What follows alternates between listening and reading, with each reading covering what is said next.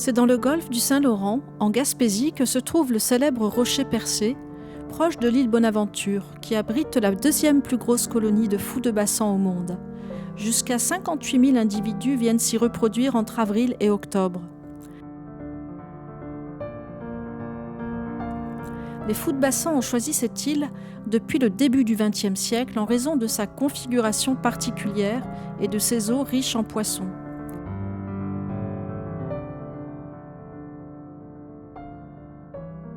Ce sanctuaire pour oiseaux, protégé depuis 1919, représente une petite superficie de plus de 4 km². Les fous de bassan étant très maladroits sur terre et donc vulnérables, viennent y nicher car les hautes falaises permettent aux juvéniles de faire leur premier envol sans trop de risques. De plus, il n'existe pas de prédateurs sur l'île.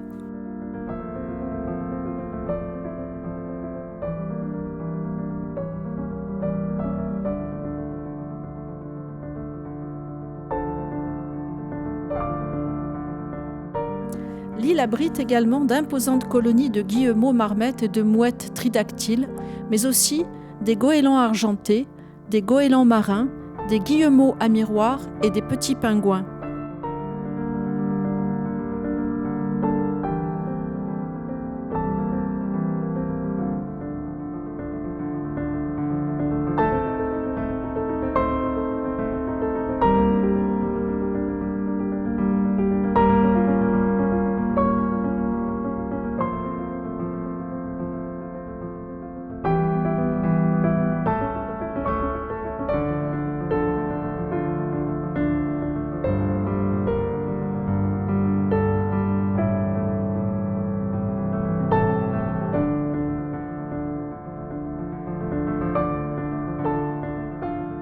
Le fou de bassan est un des plus grands oiseaux marins du Québec. Comme tout oiseau pélagique, il ne vient sur terre que pour la reproduction et vit pour plus de 80% de son temps en mer. Cependant, ces dernières années, les fous de bassan sont obligés de parcourir de plus en plus de distance pour trouver les bancs de poissons, laissant parfois le nid sans surveillance bien trop longtemps au risque d'affamer le poussin.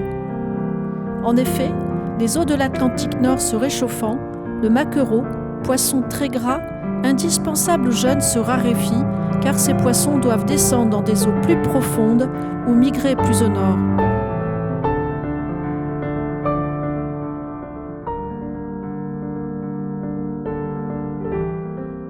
Le couple est uni pour la vie et ils se retrouvent chaque année vers la fin du mois de février. Ils occupent en général le même nid et la femelle ne pond qu'un œuf que les deux parents couveront pendant 1 mois et demi environ. Après sa naissance, 3 mois seront nécessaires aux juvéniles pour être capables de voler.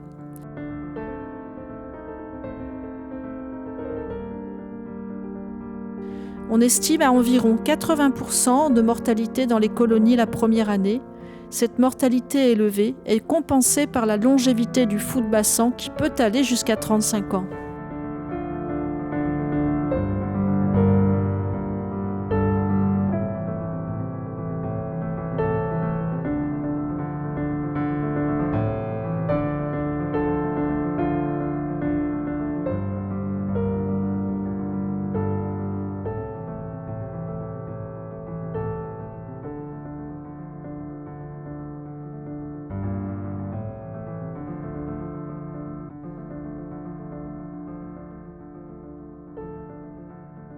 On dénombre plus d'une centaine de passereaux au Québec, parmi les 216 espèces d'oiseaux les plus courants, et beaucoup d'entre eux sont migrateurs.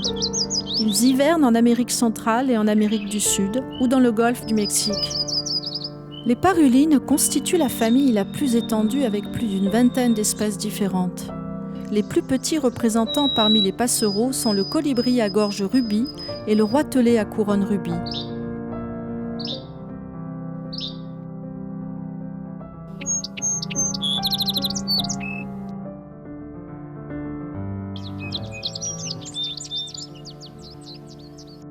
Le jaseur d'Amérique joue un rôle essentiel pour l'écosystème en dispersant les graines des diverses espèces de fruits dont il se nourrit. Il arrive au début du mois de juin du sud des États-Unis et du Mexique pour se reproduire, au moment même où les fruitiers sont en fleurs. Il peut ainsi se gaver de pétales dont il raffole.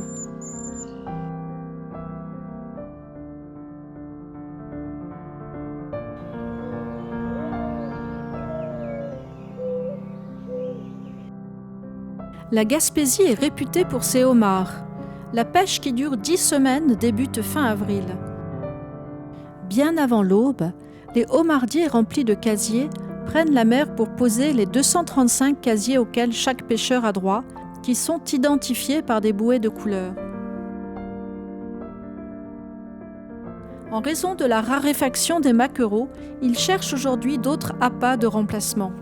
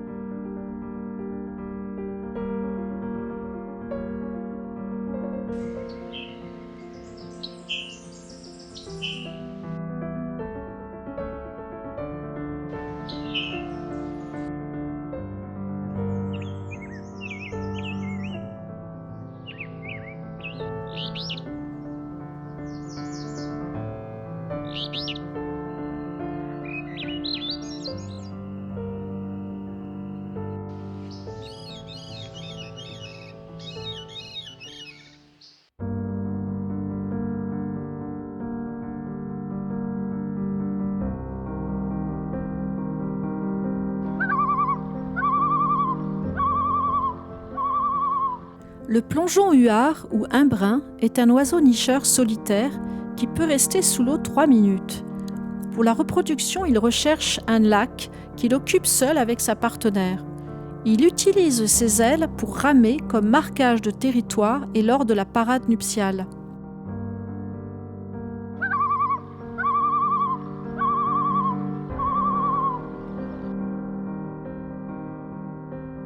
La femelle ne pondra qu'un ou 2 œufs car ils ont la particularité de transporter les canetons sur leur dos.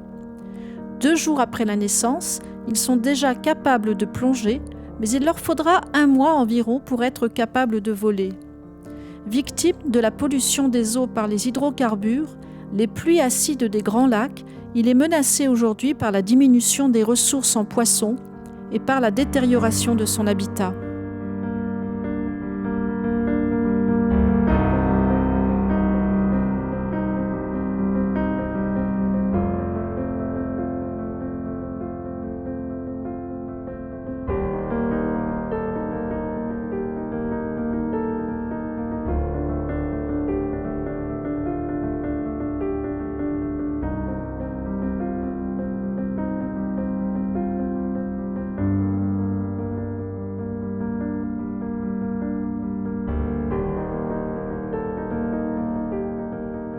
bon nombre de nichoirs au Québec, installés le long des sentiers de randonnée, ont été construits à l'origine pour abriter des merles bleus de l'Est, mais aujourd'hui de nombreuses espèces les utilisent, notamment l'hirondelle bicolore.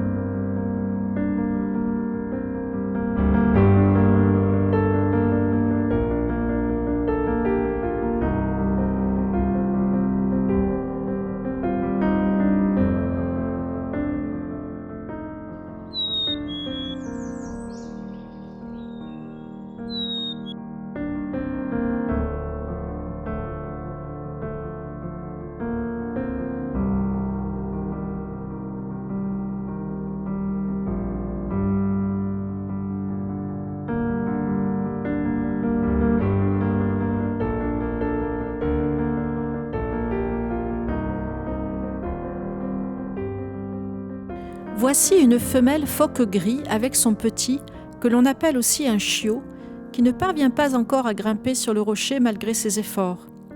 Le phoque gris a une tête massive, sans front, qui lui vaut le surnom de tête de cheval.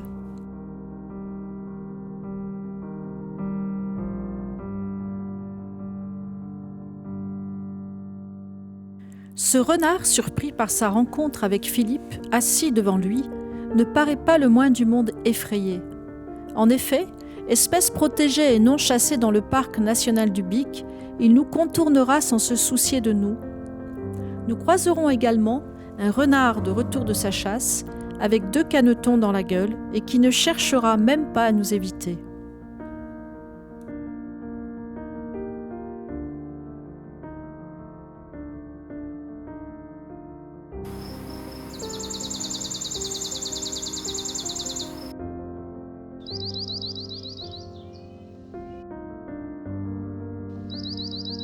Le cerf de Virginie est le cervidé sauvage le plus abondant et le plus répandu d'Amérique du Nord.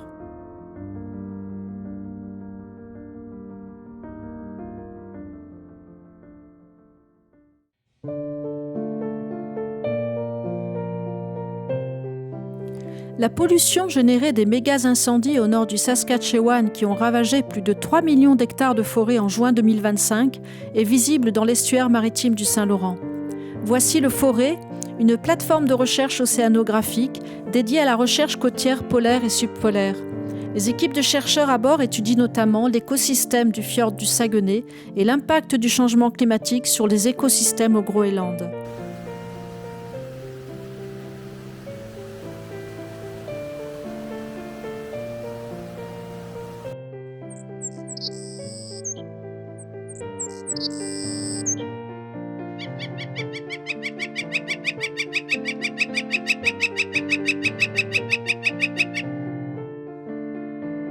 Voici une retenue d'eau sur un bras de la rivière du Saut-au-Mouton. Ce bois taillé en crayon est un autre indice de présence du castor sur ce territoire. Ces retenues servent à inonder des berges pour que de jeunes pousses de peupliers puissent pousser à foison et dont le castor raffole. La construction de ces retenues modifie le milieu naturel et par conséquent cela a un impact sur la faune et la flore qui y vivent.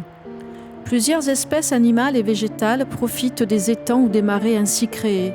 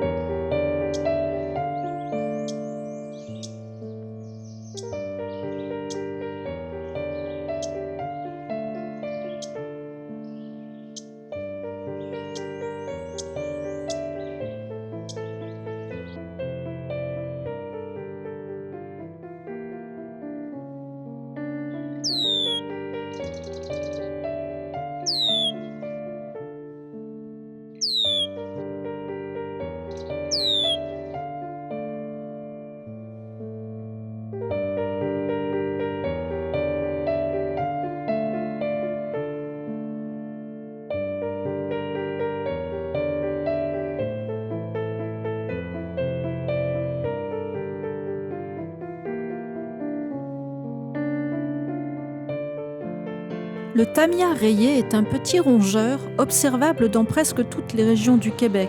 Il contribue à la dissémination des graines de végétaux comme les écureuils et favorise la croissance de certaines espèces.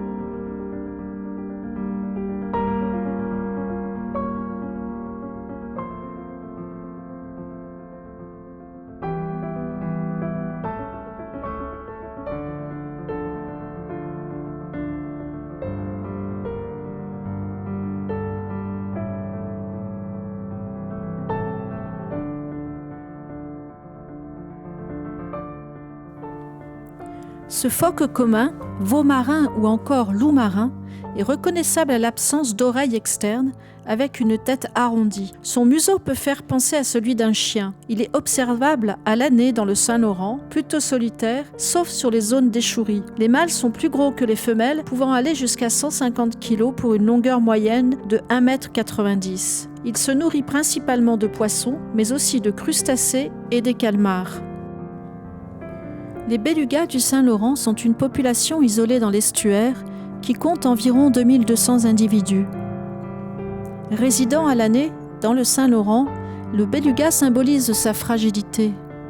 Chassé pour sa graisse et sa peau, depuis le XVIIIe siècle et jusque dans les années 30, il était jugé responsable de la disparition de la morue et il fut victime d'une guerre sans merci.